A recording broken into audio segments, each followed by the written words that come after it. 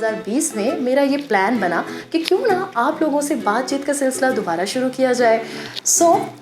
इन vlogs की सूरत में हम आप लोगों के साथ बात करेंगे बहुत सारे इश्यूज़ के बारे में। वो हो सकते हैं आपके बारे में, मेरे बारे में और किसी भी चीज़ के बारे में।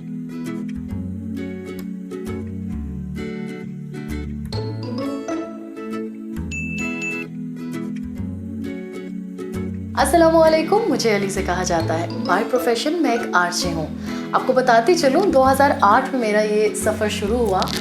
मैं यूनिवर्सिटी में पढ़ रही थी और मेरे एक प्रोफेसर थे। ये भी बताती चलूँ कि इंटरनेशनल रिलेशंस में मैं मास्टर्स कर रही थी और मेरे एक प्रोफेसर थे, उनको मुझ में टैलेंट नज़र आया। उन्होंने मुझे करंट अफेयर्स के कुछ शोज़ आने वाले थे जिसके बारे में उन्होंने मुझे कहा कि आप ये करो। मैं कुछ रिलक्टेंट हुई तो उन्होंने कहा कि चलो बेटा फिर आप रेडियो ज्वाइन करो। मुझे लगा कि बाय द वे बात है और बस ये होगी और ख़त्म हो जाएगी। मैंने उनसे कहा कि ओके हम सेमेस्टर एंड होने के बाद इस पे बात करेंगे। अब हुआ ये कि जैसे ही मैं फ्री हुई वो इतने कंसिस्टेंट थे कि उन्होंने मुझे दोबारा कांटेक्ट किया। तब भी मेरा कोई ऐसा मूड नहीं था और ना ही मेरा ख्याल था कि मैं रेडियो करूँगी या एफएम ज्वाइन करूँगी। मैंने सिर्फ अपने प्रोफेसर की बात रखने के लिए कहा कि ठीक है सर, मैं आपके साथ चलूँगी। आपको ये बताती चलूँ कि मेरा पहला जो स्टार्ट था वो FM 100 से था। मैं वहाँ गई और मैंने वहाँ के जो स्टेशन डायरेक्टर थे उनसे मुलाकात हुई और मुझे लगा कि मैंने तो कभी FM रेडियो सुना भी नहीं, तो मेरी सिलेक्शन कैसे हो सकती है। अब हुआ ये कि मैं वो करने के बाद घर पे आ गई और मुझे कॉल आ गई कि आप शोज़ करेंगी। आई वॉज़ लाइक कि मैंने तो कोई ऑडिशन नहीं दिया, कुछ भी नहीं दिया। स्टेशन डायरेक्टर से बात हुई तो उन्होंने कहा कि आपसे बातचीत के दौरान हमने टैलेंट देख लिया था और हमें पता चल गया था कि आप रेडियो शोज़ कर सकती हैं। अच्छा, मेरे साथ हुआ ये लकीली कि मुझे स्टार्ट में ही 3 शोज़ मिल गए और एक मुझे चेक करने के लिए एक बहुत उस वक्त के हिट आरजे हुआ करते थे, वो एब्सेंट थे। उनकी जगह मुझे कहा गया कि आप जाएँ शो करें।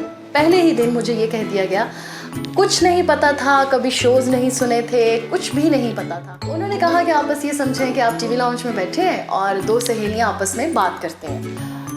स्टार्ट किया और शो बड़ा पसंद आया लोगों को, कॉल्स आई, मैसेजेस आए और बस चल सो चल 3 मंथ्स मैंने वहाँ काम किया और 3 मंथ्स के बाद मुझे कुछ वजूहात की बिना पे मैंने वहाँ छोड़ा। अब हुआ ये कि ट्यूसडे को मैंने वो रेडियो छोड़ा और वेडनेसडे को मुझे 103 से कॉल आ गई। 103 से कॉल आ गई और मुझे मुझे कुछ अंदाज़ा नहीं था कि लोग मुझे सुन रहे हैं, इतना पसंद कर रहे हैं। मैं बस ऐसे ही एक काम कर रही थी कि चलो अब एग्ज़ाम्स ख़त्म हो गए, अब मैं फ्री हूँ तो ये एक काम है। जब मैंने 103 ज्वाइन किया, यहाँ पे मैं आई, स्टेशन डायरेक्टर से मेरी बात हुई। वो एक फ़ीमेल थी, हिना शफकत उनका नाम था। वो बहुत कूल लेडी थी, उन्होंने मुझे बहुत सारी चीज़ें समझाई। वहाँ पर जाते ही जिस दिन मेरी उनसे मुलाकात थी, मेरे साथ हमेशा ये हुआ कि जैसे ही मैं स्टेशन पहुँची मुझे शो दे दिया गया।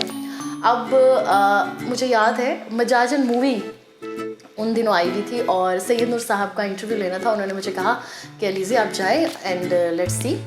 मैं गई, शो किया और बस उसके बाद 103 मेरा एक दूसरा घर बन गया और मैंने बहुत सारे साल वहाँ शोज़ किए। 2018 तक मैं 103 के साथ काम करती रही। अब बहुत अच्छा वक्त देखा, बहुत मज़ा आया, उन लोगों ने बहुत ख्याल रखा और मैंने बहुत इन्जॉय किया। हमें बहुत आसानी से, बहुत आज़ादी से शोज़ करने दिए जाते थे।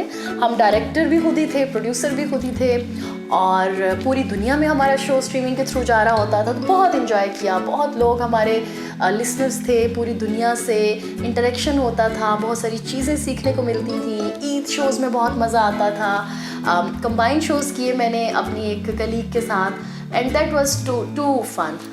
अब जी हुआ ये कि 2016 में इसी दौरान मुझे ऑफ़र आई एक टर्किश चैनल पाकिस्तान में कुछ काम करने जा रहा था और पाकिस्तान में जो उनका चैनल था आई गेस 2016 के स्टार्ट में उन्होंने क्या किया कि मुझे कॉल की और उन्होंने कहा कि अलीज़े हमने आपको सुना है, आप आइए और हमारे साथ काम कीजिए। अच्छा, ये भी बताती चलूँ आपको इससे पहले कि मैं इस स्टोरी को आगे लेकर चलूँ, इस दौरान 103 पे रहते हुए मैं पाकिस्तान की टॉप 5 आरजेस में 2-3 बार नॉमिनेट हो चुकी थी। ठीक है, अब क्योंकि वो भी एक चीज़ मेरे नाम के साथ चल चुकी थी।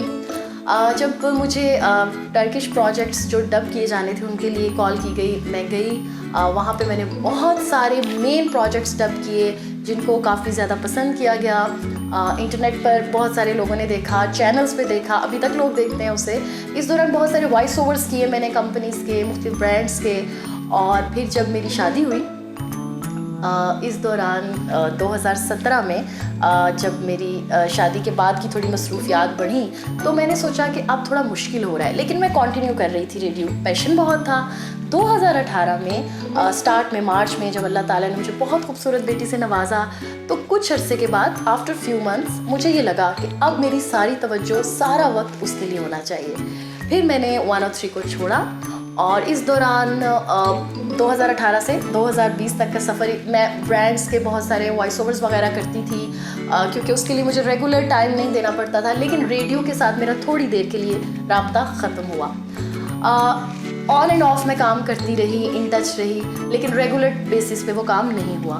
अब 2020 में इंस्टाग्राम पे मुझे बहुत सारे मैसेजेस, फेसबुक पे इतना सारा लोगों का कि कहाँ हैं आप, वापस आ जाए, रेगुलर आ जाए, हम शोज़ सुनना चाहते हैं। तो मैंने सोचा क्यों ना इन वीलॉग्स की सूरत में आप लोगों के साथ इन टच रहा जाए, बात की जाए और वैसे ही जैसे हम पहले बात करते थे, आपकी बात, मेरी बात, हमारी बात, वो सब सिलसिला दोबारा से शुरू किया जाए।